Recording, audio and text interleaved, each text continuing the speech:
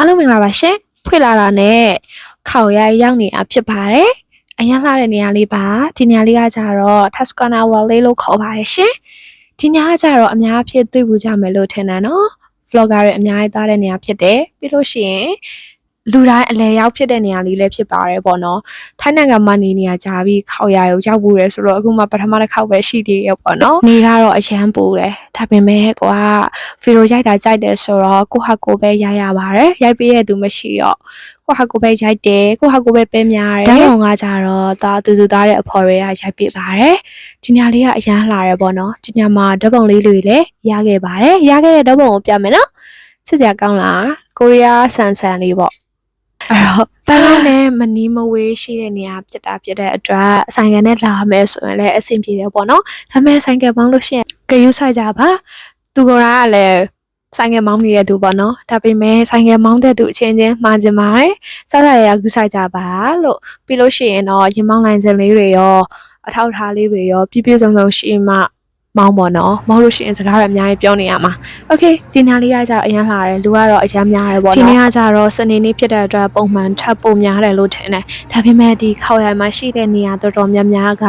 လူတွေပဲကားတွေပဲပေါ့နော် office ကစနေတနင်္ဂနွေပိတ်တယ်ဆိုတော့စနေနေ့မှာအားတယ်ဆိုတော့တစ်ထင်းမှာအလဲလိုက်ပို့တာဖြစ်ပါတယ်အဲ့တော့မနေ့ကကြားလို့ရှိရင်တော့ပုံမှန်လေးအလုံးလုံးရမယ်ပေါ့ office ကစနေတနင်္ဂနွေပိတ်တယ်ဒါပေမဲ့အခြားလုပ်တွေကရှိပါသေးတယ်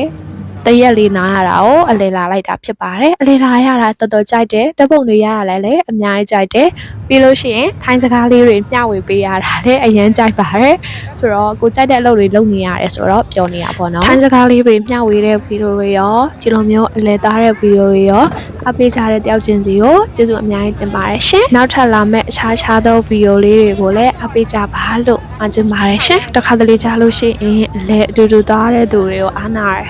ဘာဖြစ်တော့လဲဆိုတော့ကိုဓာတ်ပုံရိုက်လိုက်ဗီဒီယိုရိုက်လိုက်နဲ့မပြီးမဆုံးတော့အဲ့တော့တခါလေးကြားလို့ရှိရင်ငါတယောက်တည်းအလဲသားလို့ရှိရင်တော့ကောင်းမယ်ပေါ့ကိုကြိုက်တယ်လို့ရိုက်လို့ရတယ်ဒါပေမဲ့အများအပြည့်ကိုနဲ့သွားတဲ့သူတွေကအကုန်လုံးစိတ်ရှည်ကြရပေါ့နော်